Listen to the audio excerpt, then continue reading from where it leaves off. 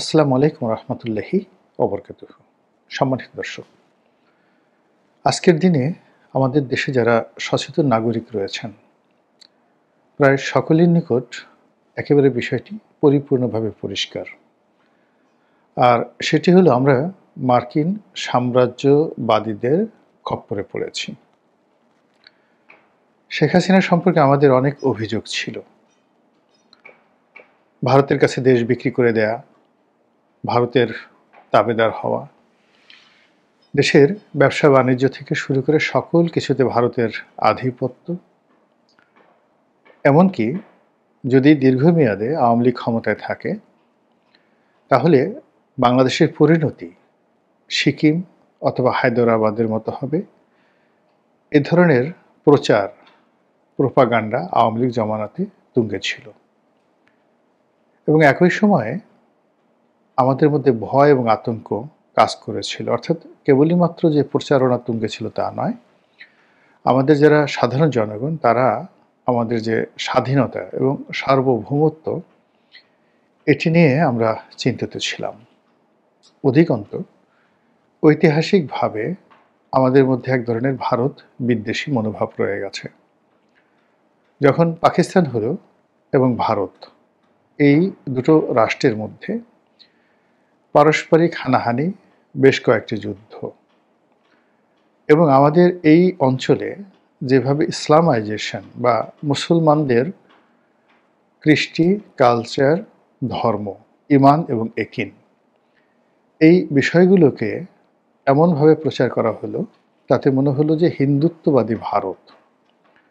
যদিও ভারত প্রথম থেকে একটি ধর্মনিরপেক্ষ রাষ্ট্র হিসেবে নিজেদেরকে পরিচয় দিয়ে আসছিল এবং এখনো পর্যন্ত বিশ্বের মধ্যে যে কয়টি রাষ্ট্র সবচেয়ে লিবারেল যাকে বলা হয় উদারপন্থী, এখনো পর্যন্ত বিজেপি ক্ষমতায় থাকা সত্ত্বেও আমরা বাংলাদেশে বসে তাদেরকে গোমাংসের বিরোধী বলছি, তাদেরকে রাম ভক্ত বলছি, মুসলমান নির্যাতনকারী বলছি, কিন্তু এত কিছু সত্ত্বেও আপনি কাশ্মীরের একজন মুসলমানকে 1000 কোটি টাকা দিয়ে আপনি বাংলাদেশের নাগরিক বানাতে পারবেন না, কিংবা কলকাতার একেবারে দরিদ্র একটি মুসলিম পরিবার থেকে আপনি আপনার পুত্রের জন্য একটি কন্যা আনতে পারবেন না পুত্রবধূ হিসেবে।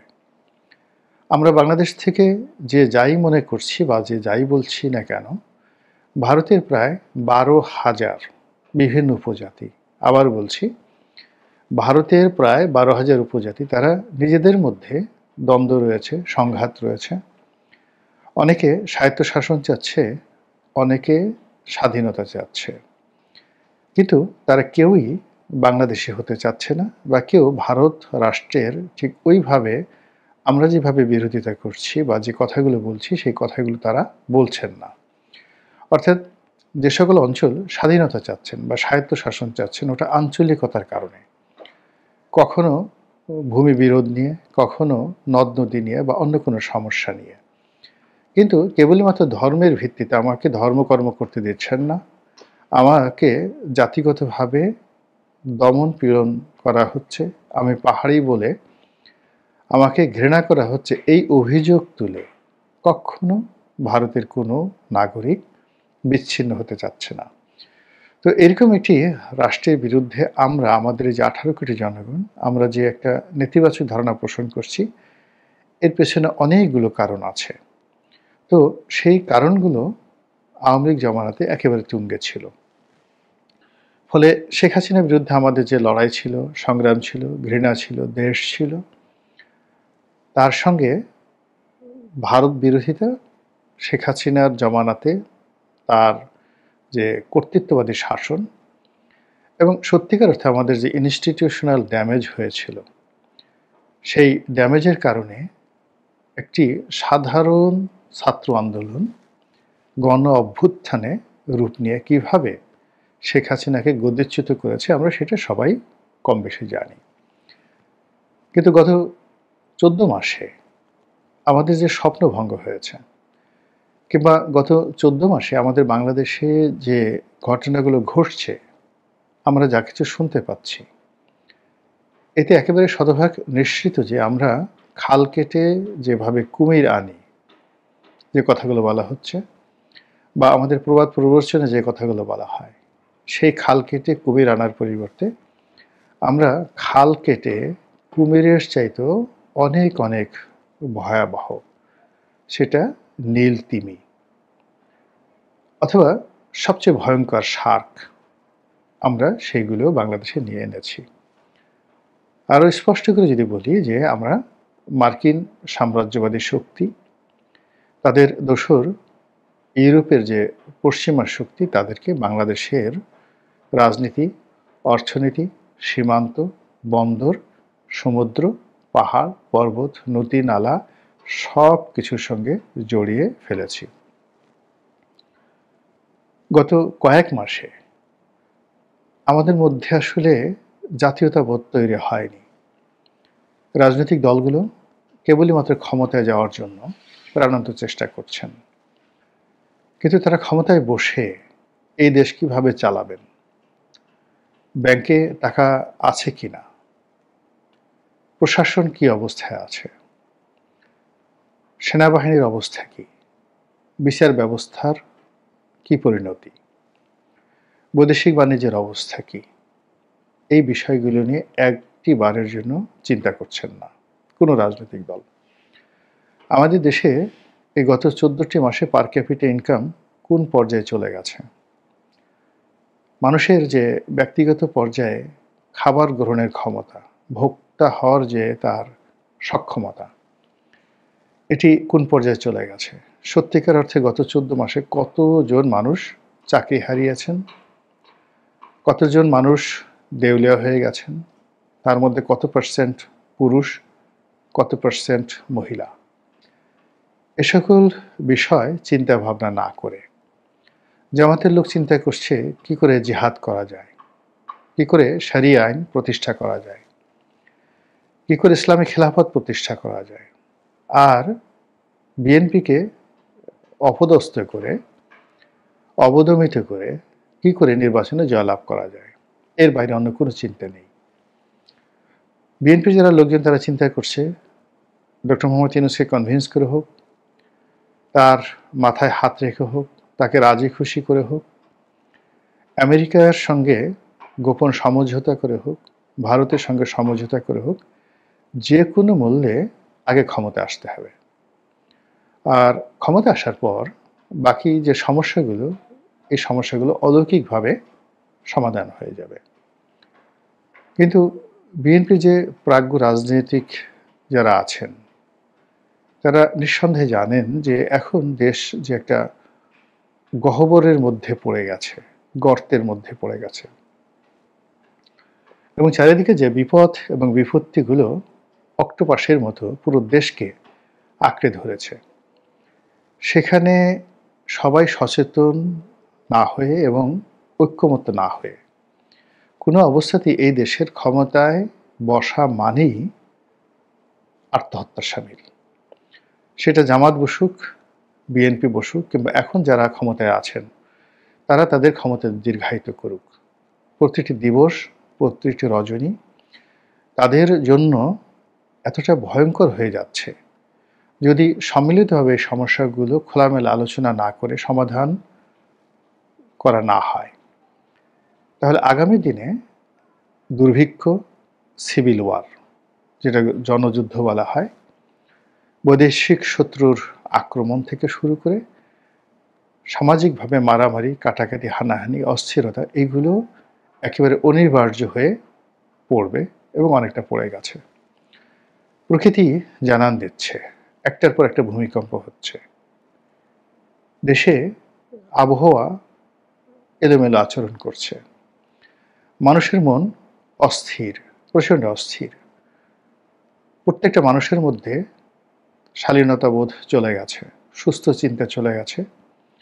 মানুষকে অপদস্থ করা, ছোট করা, হৈ-হুল্লোড় করা, অপমান করা, ছোট মানুষকে বড় করা আর বড় মানুষকে ছোট করার যে একটা প্রবৃত্তি, সমাজ ধ্বংসের যে মূল কারণ, যেটা সমাজবিজ্ঞানীরা বলে গেছেন, সেটি বাংলাদেশে প্রবল হয়ে যাচ্ছে। ঠিক সেই অবস্থাতে আমরা দেখতে পাচ্ছি আমাদের বন্দর একটা বিরাট অংশ চট্টগ্রাম বন্দর, তার যে বড় বড় টার্মিনালগুলো, এগুলো বিদেশি কোম্পানির হাতে দিয়ে দেওয়া হয়েছে। নতুন আরেকটি বন্দর তৈরি করার জন্য বিরাট একটি ভূমি লিজ দেওয়া হয়েছে ডেনমার্কের একটি কোম্পানিকে, এবং সেই বন্দরটি 30 বছরের জন্য যদি চালু হয়ে যায়, তাহলে চট্টগ্রাম বন্দর বলতে গেলে অন্ধ হয়ে যাবে, একেবারে অ্যাবান্ডেন্ট হয়ে যাবে। এর বাইরে আমরা আরেকটি বন্দর করেছি কুয়াকাটাতে। সেটির অবস্থা কি হবে? কুয়াকাটা মানে পটুয়াখালী জেলাতে যে পায়রা সমুদ্র বন্দর, সেটি কেমন আছে, কি আছে, এটি নিয়ে আমরা কেউ ভাবছি না। ঢাকাতে একটা বন্দর আছে, নদী বন্দর পানগাঁও। সেই পানগাঁও নদী বন্দরটি, এটিকেও লিজ দিয়ে দেওয়া হয়ে গেছে। বাকি আছে শুধু ঢাকা শহরে কমলাপুর রেল স্টেশনের পাশে যে একটা আইসিডি রয়েছে, এটি। এও যদি আগামী কয়েকদিনের মধ্যে লিজ দিয়ে দেওয়া হয় কোনো বিদেশি কোম্পানিকে, আশ্চর্য হব না। কিন্তু সমস্যা হলো যে এই যে বিদেশি কোম্পানিগুলোকে লিজ দেওয়া হচ্ছে, যে কথাগুলো বলা হচ্ছে যে এখানে টার্মিনালের অপারেশন ভালো হবে, ব্যবসা বাণিজ্য বাড়বে, বিনিয়োগকারীরা আসবে, এক্সিস্টিং যারা আছেন তারা থাকতে পারছেন না। এখন ব্যবসা বাণিজ্যের যে অবস্থা, বন্দরের যে সক্ষমতা রয়েছে, সেই সক্ষমতাটাই আমরা ব্যবহার করতে পারছি না।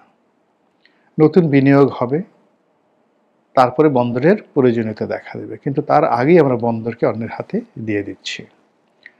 এবং এই ধরনের বিনিয়োগের ক্ষেত্রে যা হয়, সেটি হলো বিনিয়োগকারীর যে বিনিয়োগ শতভাগ নিশ্চিত থাকতে হয়, এবং এখানে যে সকল গ্যারান্টি ক্লজ থাকে, সেই গ্যারান্টি ক্লজের কারণে তাদের বিনিয়োগ যদি বাধাগ্রস্ত হয়, কোনো রকম সমস্যা হয়, তাদের সকল দায় দায়িত্ব এই রাষ্ট্রকে বহন করতে হবে।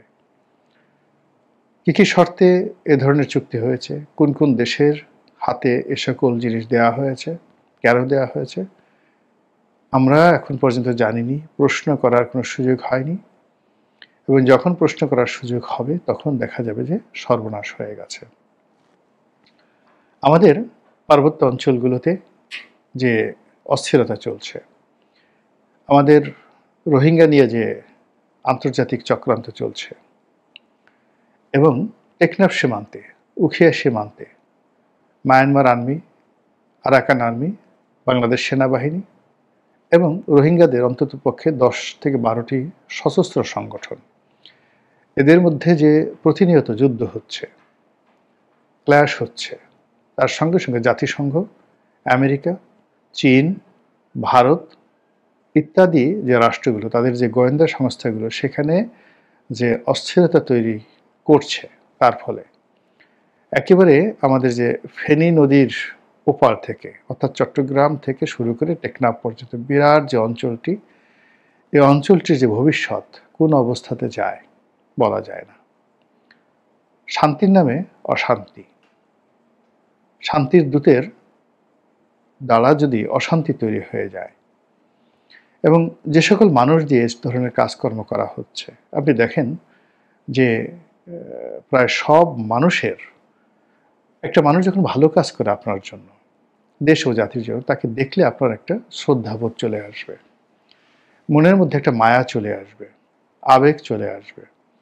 কিন্তু আমাদের দেশে এখন রাষ্ট্র ক্ষমতা যারা আছেন, আমরা জোর করে তাদেরকে মহামানব, অতিমানব, মহাপুরুষ, অতিপুরুষ বানানোর চেষ্টা করছি।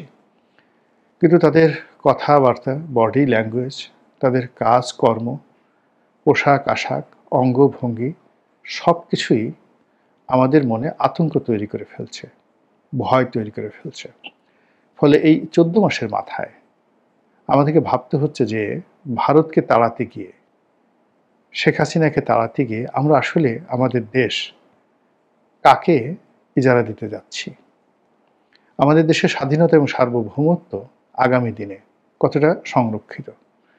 আমেরিকার মতো একটা বৃহৎ শক্তি বা ইউরোপীয় জাতীয় গোষ্ঠীর যে সাম্রাজ্যবাদী নীতি, যাদের দ্বারা, সেই ইউরোপীয় শক্তি সময়ের দ্বারা আমরা 200 বছর যেভাবে নির্যাতিত এবং নিপীড়িত হয়েছি, যেভাবে পৃথিবীর মাশরিক থেকে মাগরিব পর্যন্ত কৃষ্টি, কালচার, সভ্যতা সংস্কৃতি সব কিছু যেভাবে আমেরিকা তছনছ করে দিয়েছে, কোনো কোনো জায়গায় মানবের যে সভ্যতা, সে সভ্যতার চাকা রীতিমতো উল্টে দিয়েছে। সেই শক্তিটি আমাদের দেশে ঢুকে গিয়েছে। আমরা সেই অবস্থায় সবাইকে নাকি তেল দিয়ে ঘুমাবো, নাকি মহান আল্লাহ রাব্বুল আলামিন আমাদের যে বিবেক দিয়েছেন, বোধ দিয়েছেন, চিন্তা দিয়েছেন, চেতনা দিয়েছেন, সেইগুলো নিয়ে একটু ঘুরে দাঁড়াবো, একটু আলোচনা করার চেষ্টা করব, একটু গোল হয়ে বসবো, একটু জাগ্রত হওয়ার চেষ্টা করব, কিংবা কান্না করেছেন। তো তার সেই কান্না নিয়ে নানা জনে নানা ব্যঙ্গ করছেন, অনেক অনেক কথা বলার চেষ্টা করছেন যে তিনি ভয় পেয়ে গেছেন, মানসিক শক্তি হারিয়ে ফেলেছেন, এবং এই যে আদালতে তার বিরুদ্ধে যে রায় হয়েছে, এই রায়, তার যে ফাঁসির আদেশ, এটি আওয়ামী লীগের মনোবল ভেঙে দিয়েছে এবং শেখ হাসিনা নিজেও বিষণ্ণতায় ভুগছেন এবং নিজেকে নিয়ন্ত্রণ করতে পারছেন না। এর বাইরে অনেকে বলার চেষ্টা করছেন যে শেখ হাসিনার চেহারা বা তার যে ফিজিক্যাল অ্যাপিয়ারেন্স, এটি নষ্ট হয়ে গেছে বিষণ্ণতায়, তারপর মানসিক চাপে, অবস্থার প্রেক্ষাপটে, এবং এই কারণে তিনি সরাসরি ভিডিও কোনো কনফারেন্সে আসছেন না এবং এখানে ভয়েস দিচ্ছেন। আবার আরেকটি পক্ষ বলার চেষ্টা করছেন যে আমরা যে সকল কথা শুনছি শেখ হাসিনার, সেই কথাগুলো আর্টিফিশিয়াল ইন্টেলিজেন্স দিয়ে তৈরি, অর্থাৎ শেখ হাসিনার বক্তব্য ঠিক আছে, তো তার বক্তব্য জড়িয়ে যায় এবং সেই বক্তব্যের ধারাবাহিকতা রক্ষা করার জন্য এটা এডিট করে এআইয়ের মাধ্যমে, আর্টিফিশিয়াল ইন্টেলিজেন্সের মাধ্যমে, অ্যাজ ইট ইজ শেখ হাসিনার যে আগের কথা, সেই আগের কথার একটা ধরন তৈরি করে জনগণকে শোনানো হচ্ছে। যেমন মানুষ বুড়ো হলে গেলে গলা কেঁপে কেঁপে কথা বলে, তারপরে ধরুন মানুষ রোগাক্রান্ত হলে, পক্ষাঘাতগ্রস্ত হলে তার কথাবার্তা জড়িয়ে যায়, 10টা কথা বলে 3টি ভালো স্পষ্টভাবে শোনা যায়, বাকিগুলো শোনা যায় না। তো এরকম যে পরিবেশ বা পরিস্থিতি, সেই পরিবেশ বা পরিস্থিতির মধ্যে শেখ হাসিনা কিছু কথাবার্তা বলছেন, পরবর্তীতে সেইগুলো এডিট করে তারপর শেষে জনগণের নিকট সেটা মানে প্রচার করা হচ্ছে এবং তিনি সরাসরি তার যে দলীয় যে প্রোগ্রামগুলো হচ্ছে, সেই প্রোগ্রামগুলোতে একইভাবে ফিল্টারিং করে, এডিট করে এগুলো পরবর্তীতে ছাড়া হচ্ছে, এভাবে বলা হচ্ছে কর্তৃপক্ষ যারা আছে। এখন আমাদের দেশের যারা মানুষ, তারা এত টেকনিক্যাল বিষয়াদি বোঝে না বা জানে না, কোনটা এআই, কোনটা এআই নয়, কোনটা শেখ হাসিনার কণ্ঠ, কোনটা শেখ হাসিনার কণ্ঠ নয়। তারা সহজ সরল বাংলায়, বাংলাদেশে যে আওয়ামী লীগের বিপুল সংখ্যক নেতাকর্মী রয়েছেন, যেভাবেই আপনি ধরুন না কেন, অলমোস্ট 7 কোটি মানুষ সংখ্যার দিক থেকে আওয়ামী লীগের সঙ্গে জড়িত। এর মধ্যে যদি একেবারে বৃদ্ধ, শিশু, তারপরে সাধারণ গৃহবধূ নারী বাদ দেন, অ্যাক্টিভলি আওয়ামী লীগ করেন, জয় বাংলা স্লোগান দেন এবং রাস্তায় নামার সামর্থ্য রাখেন, এদের সংখ্যা 2.5 থেকে 3 কোটি। চারটিখানি কথা নয়, অনেক বড় বড় দেশের মানে টোটাল যে মোট জনসংখ্যা, তার চেয়েও এই সংখ্যা বেশি, 7 কোটি অ্যাজ এ হোল। আর অ্যাক্টিভ, একেবারে অ্যাক্টিভ, মানে যাদের বয়স 20 বছর থেকে 60 বছরের মধ্যে, শুধুমাত্র নারী এবং পুরুষ যারা রাস্তায় নামতে পারে, এদের সংখ্যা 2.5 থেকে 3 কোটি।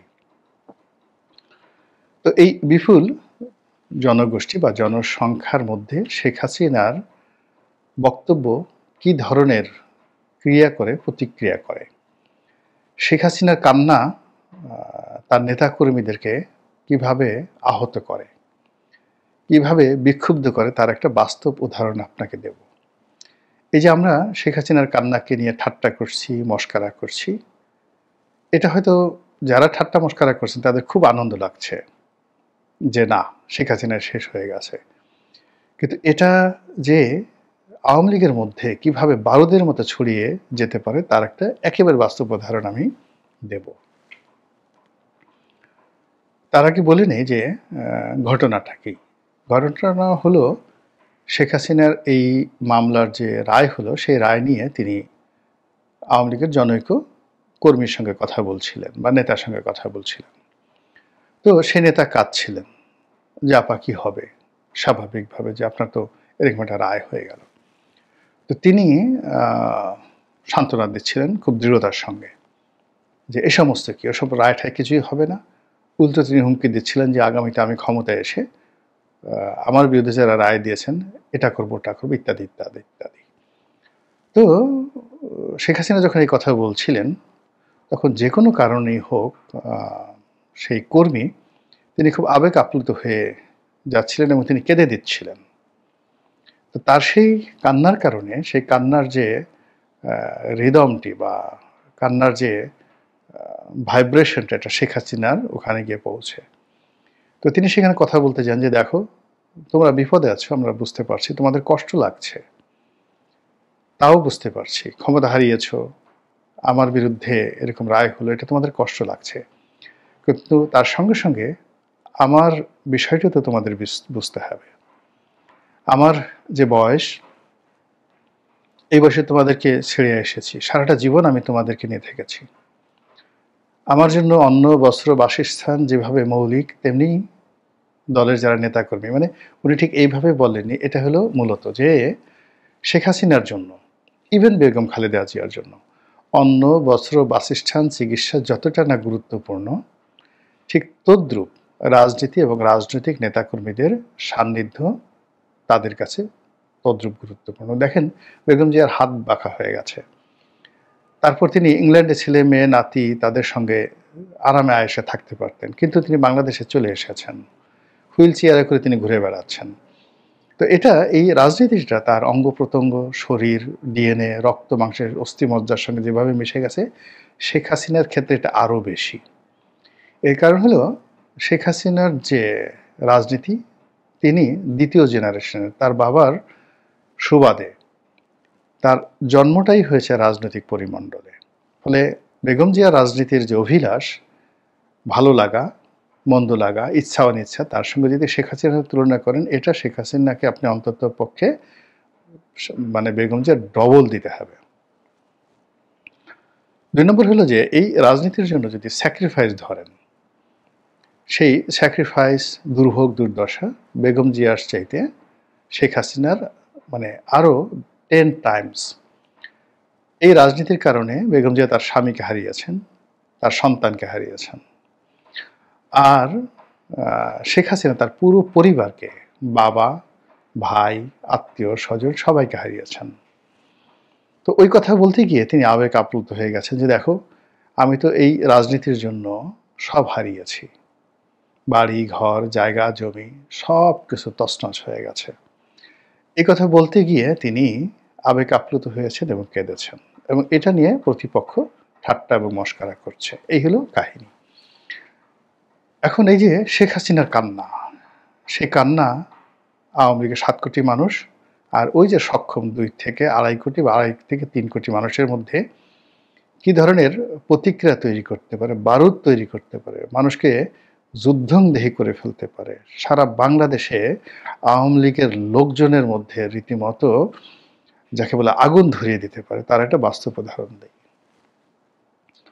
আমি যখন মনোনয়ন পেলাম 2008 সনে, আওয়ামী লীগ অত্যন্ত শক্তিশালী, জনপ্রিয় এবং একটা সময় শেখ হাসিনার খুবই ঘনিষ্ঠ জনাব আখম জাহাঙ্গীর হোসেন, তাকে বাদ দিয়ে আমাকে মনোনয়ন দেওয়া হলো।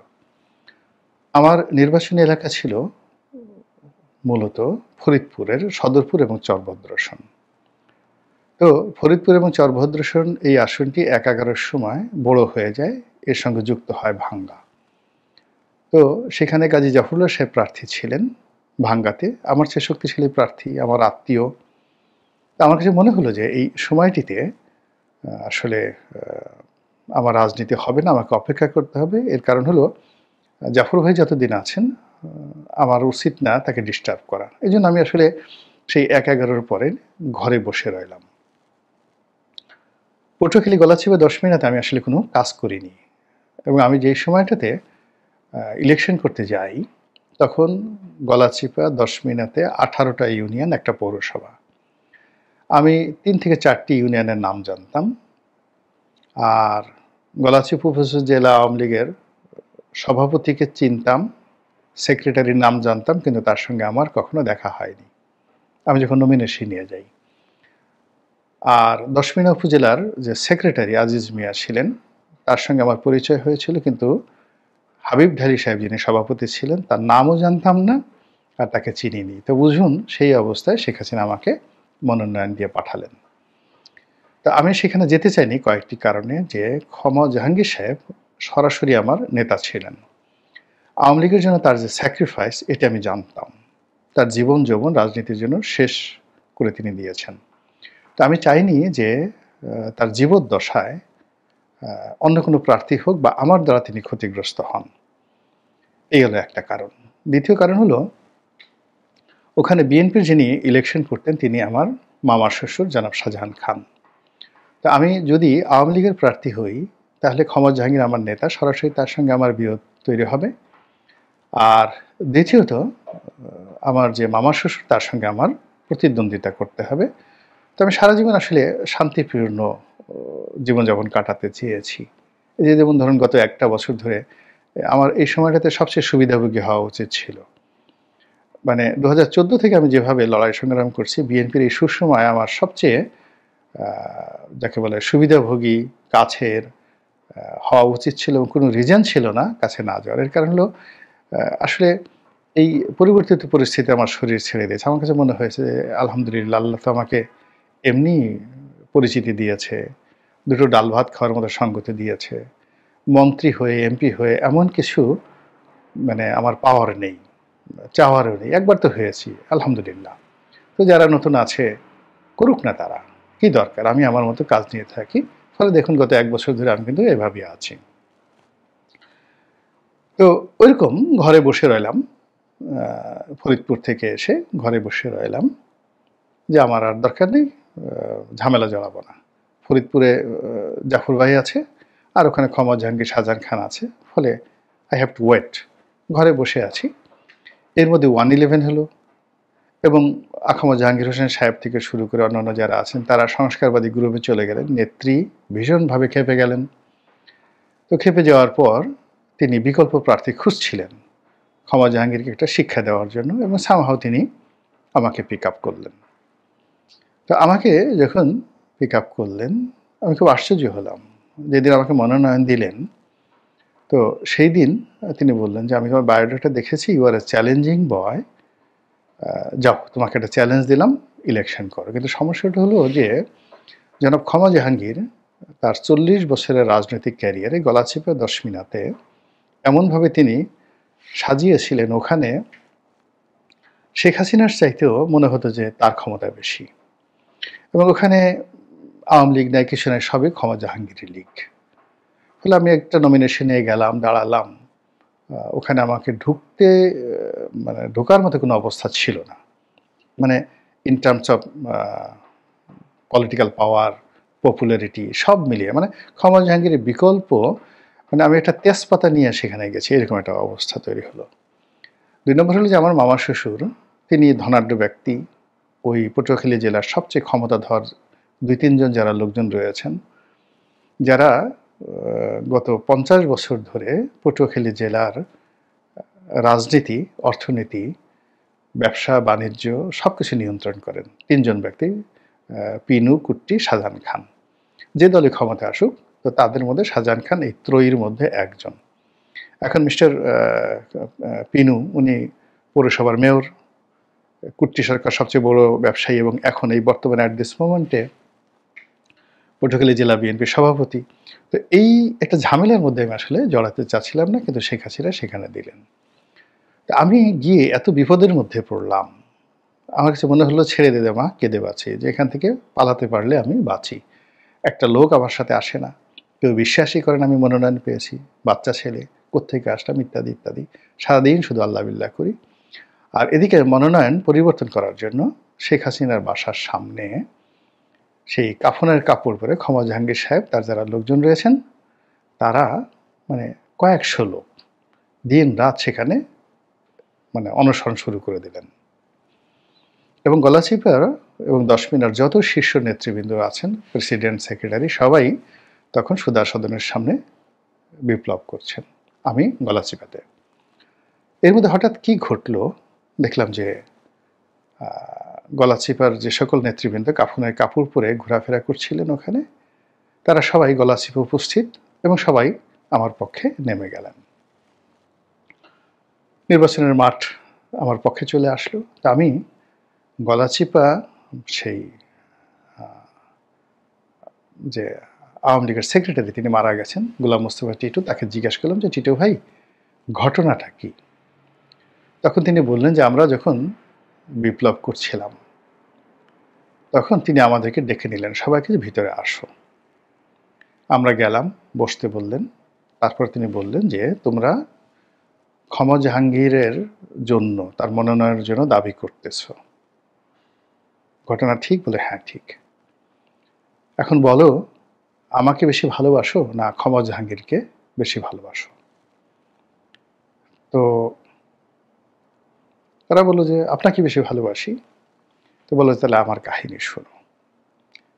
আমি ক্ষমা জাহাঙ্গীরকে কত ভালোবাসতাম, ওর লেখাপড়া খরচ আমি দিয়েছি, ওর সংসার চালানোর খরচ আমি দিয়েছি, ওকে বিয়ে করিয়েছি আমি, ওর মেয়ের একটা চোখ নষ্ট ছিল, আমি অপারেশন করিয়েছি, তারপর ছাত্রলীগের সেক্রেটারি বানিয়েছি, আওয়ামী লীগের সহদপ্তর সম্পাদক বানিয়েছি, এবং সবসময় আমার কাছের লোক হিসাবে তাকে গত তিনটি নির্বাচনে মনোনয়ন দিয়ে, দুটো নির্বাচন, 2বার সে এমপি হয়েছে এবং আমি তাকে মন্ত্রী বানিয়েছি। রাস্তার ছেলে, সারা দুনিয়া উল্টে যেতে পারে, সারা দুনিয়ার মানুষ আমার বিরুদ্ধে যেতে পারে, তোমরা বলো তো ক্ষমা জাহাঙ্গীর আমার মৃত্যু চাইতে পারে? 1-11-র সময় আমি যখন জেলে, তখন আমাকে মেরে সেখানে সংস্কারবাদী লোকদেরকে নেতা বানানোর জন্য যে চক্রান্ত করা হয়েছে, তার শীর্ষ লোক হিসাবে ক্ষমা জাহাঙ্গীর ছিল। এই কথা বলে শেখ হাসিনা সেই গলাচিপার অঝরের নেতাকর্মীদের সামনে অঝরে কান্না শুরু করলেন। প্রত্যেকটা নেতাকর্মী মুহূর্তের মধ্যে চেঞ্জ হয়ে গেলেন, সবাই হাওমাও করে কান্না শুরু করলেন, সবাই নেত্রীর পা ধরে মাপ চাইলেন, আমাদের ভুল হয়ে গেছে, আর কখনো আমরা ক্ষমা জাহাঙ্গীরের নাম নেব না, আপনি যাকে মনোনয়ন দিয়েছেন আমরা তার পক্ষে আজকে থেকে কাজ করলাম, দিস ইজ শেখ হাসিনা। এই হলো তার নেতাকর্মীদের কাছে তার কান্নার, তার চোখের পানির মূল্য।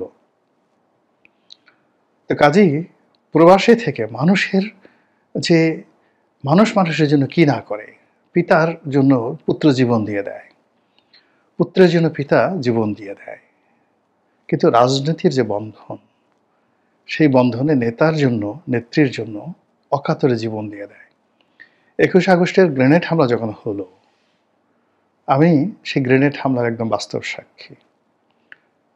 শত শত মানুষ মানব ঢাল তৈরি করে শেখ হাসিনাকে সেদিন রক্ষা করেছে, তাদের সারা শরীর সেই গ্রেনেডের যে স্প্রিন্টার তছনছ হয়ে গেছে।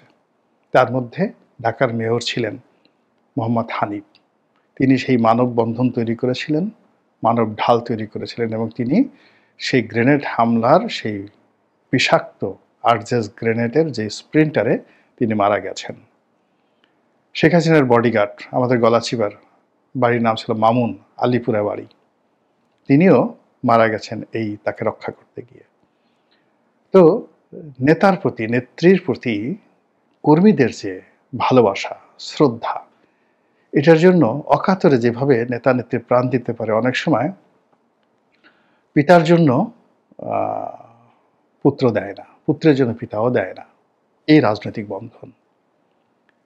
আমি গলাচিপাতে অনেকের সঙ্গে কাজ করেছি, আমার অনেক ক্রাইসিস গেছে, কিন্তু কিছু মানুষ গলাচিপা দশমিনাতে যারা আমার যে অকাতরে জীবন দেওয়ার চেষ্টা করেছে, হয়তো তারা মরেনি, কিন্তু তারা চেষ্টা করেছেন। কাজেই আমি আমার নিজের ছেলে সন্তানের চাইতে ওই যে সকল নেতা কর্মী এখন আমার জন্য কাঁদে, প্রতিটি মুহূর্তে আমি তাদের জন্য কাঁদি, দোয়া করি, এটি রাজনীতির বন্ধন। তো সেই রাজনীতির বন্ধনের জায়গা থেকে শেখ হাসিনা ইজ ক্রাইং, তিনি কাঁদছেন। এই কান্না অভিনয় নয়,